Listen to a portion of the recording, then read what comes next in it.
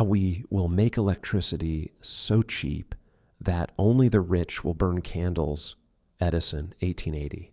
I don't know about you, but I grew up watching the Jetsons. There was a robot named Rosie, an aluminum-bodied, battery-powered maid who'd hum little tunes while she worked. Her owner, Jane Jetson, had just one worry: carving out time for the beauty salon or a little gossip, because housework was exhausting.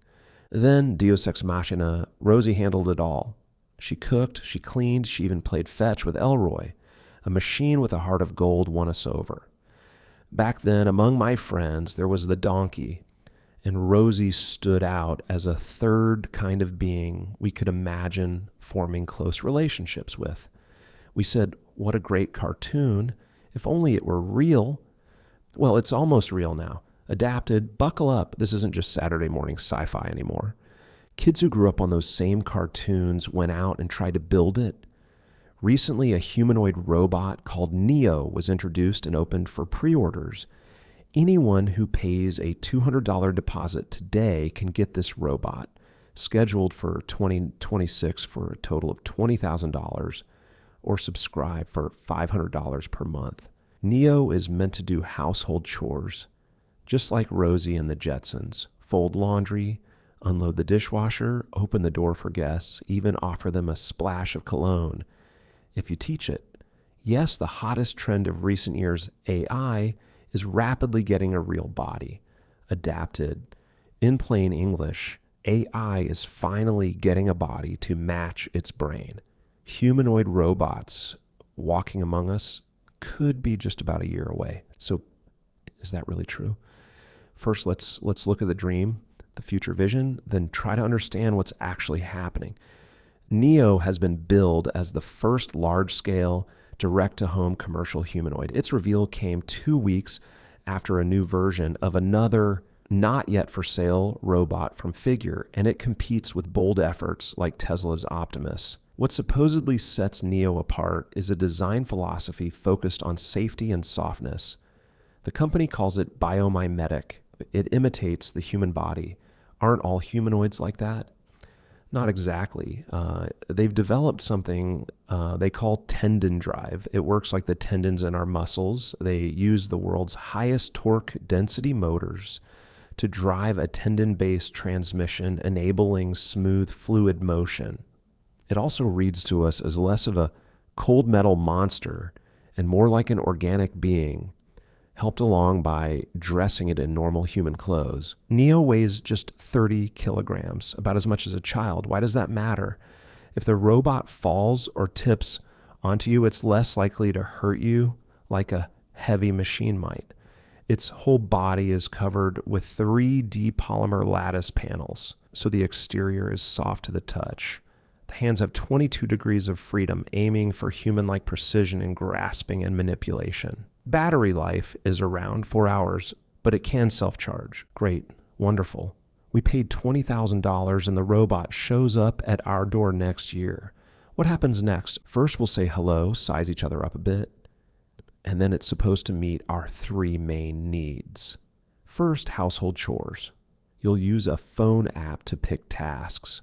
Tidy the room in the morning, clean the bathroom, water the plants every Tuesday, feed the dog daily, and so on. While you take a spin in your convertible, it'll handle the housework.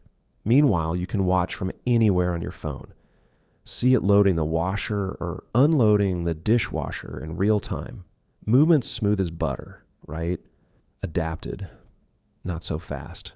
There's a catch. Second, Neo can keep you company. Say there's an elderly person at home.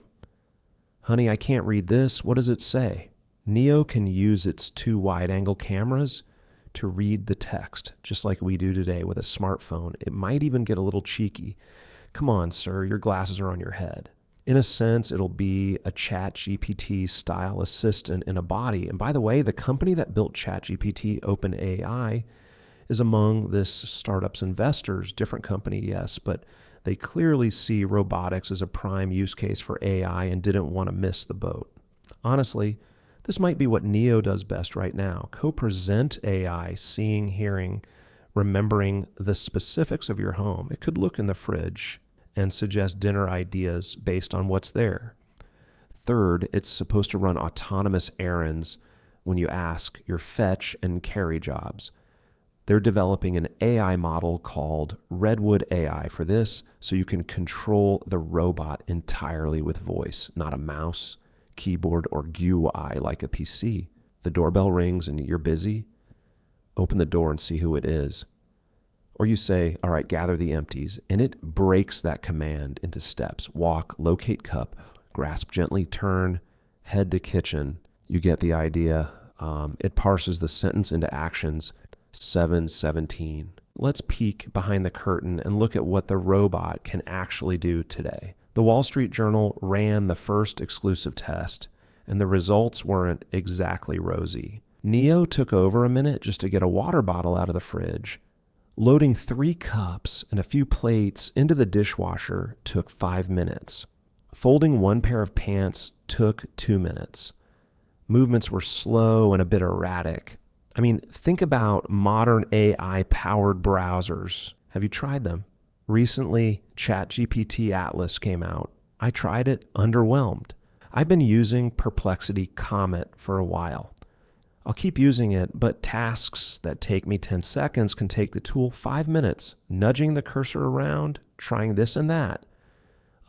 Adapted. Watching it can feel like watching paint dry. If that's where software still is, expecting a robot next year to do much more might be a stretch. More importantly, for many of these tasks today, a remote human operator sometimes has to take over control of Neo. Yes, you heard that right.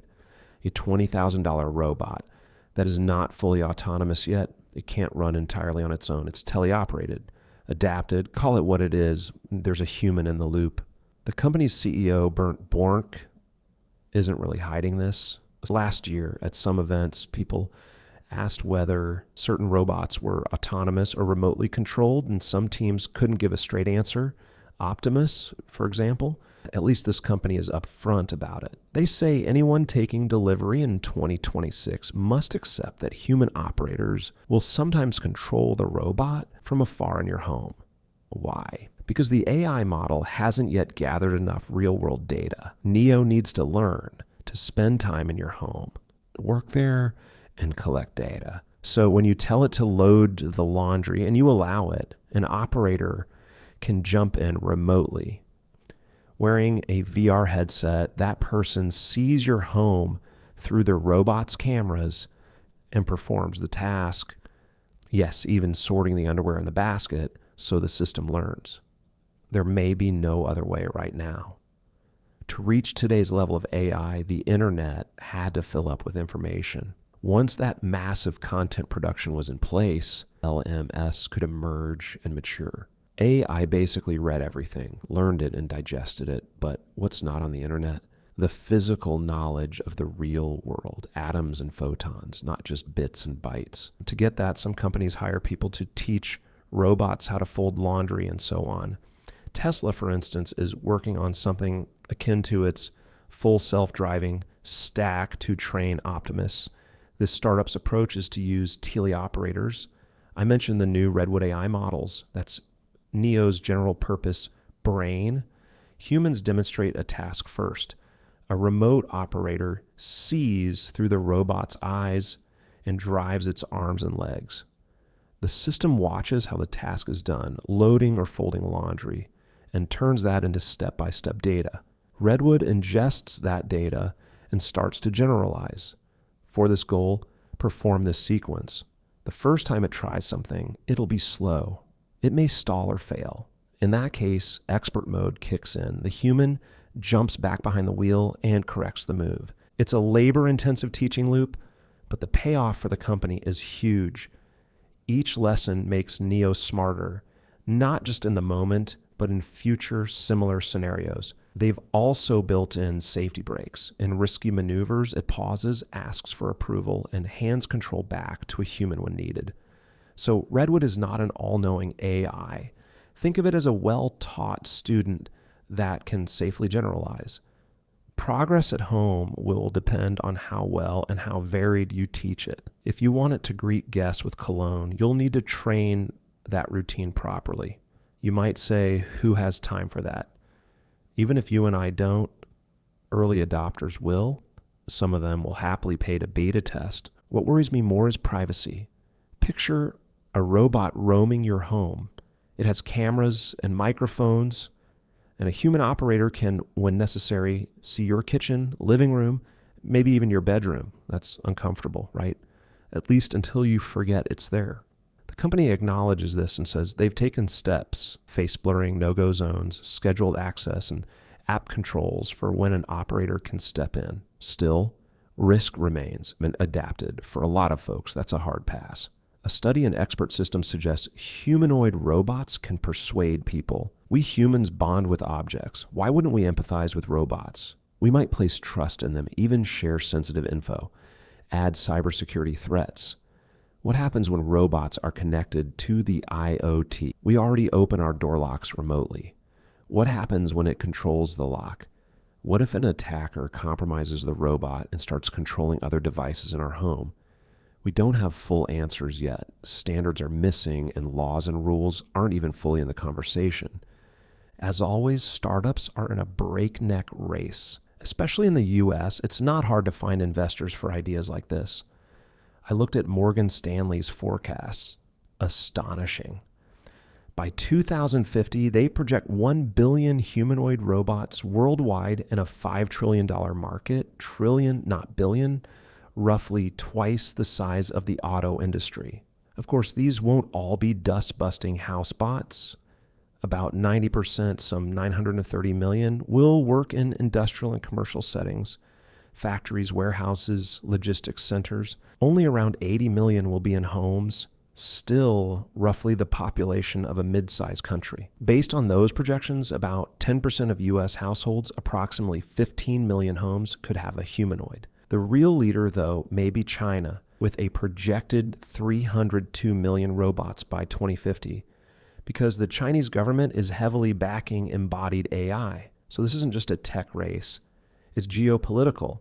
Whoever dominates this market first will shape the future labor economy. What about people? Another Morgan Stanley report is even more striking. By 2040, they expect 8 million humanoids to be on the job in America, creating a $357 billion wage impact over the next 15 years. They estimate 70% of construction tasks and 67% of agriculture and forestry tasks are at risk. As someone who grew up on the Jetsons, I try to keep that kid's hopeful vision of the future alive. Those glossy startup videos still get me excited. But right now, paying $20,000 for a robot that unloads the dishwasher feels a tad too early adopter for me.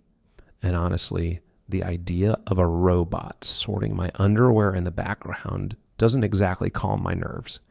Adapted. Call me old school, but that's a lot of trust to hand over. Then I remember what Edison said in an 1880 interview. We'll make electricity so cheap that only the rich will burn candles. I'm sure that was hard to believe at the time. Back then, even in France, considered a leader of civilization, women didn't wash clothes at home. They scrubbed them by hand in public lavoirs and probably found it just as exhausting as Jane Jetson did. The only dream they could manage while scrubbing was, if only I had a sink at home like the rich, because the wealthy had private lavoirs in their chateau. How do I know? These days, I'm not watching the Jetsons, but a show about a family buying a French chateau and renovating it. They turned the chateau's private lavoir into a pool. 150 years ago, people couldn't even imagine a washing machine because there was no electricity. Now we're at the start of building a new kind of infrastructure, intelligence infrastructure. Much like electricity once was. That's why it's still hard for us to picture robots in our homes, but maybe one day they'll become so cheap and commonplace that it'll be hard to imagine life without them. And when that day comes, if you ask what we'll do for work, here's the dream I want to believe. While robots wash my clothes, I'll convert the lavoir in the back garden of my chateau into a hobby spa, light a few scented candles, and then sit down and watch the Jetsons. Adapted. Bottom line, if we get this right, the future could be equal parts convenience and comfort.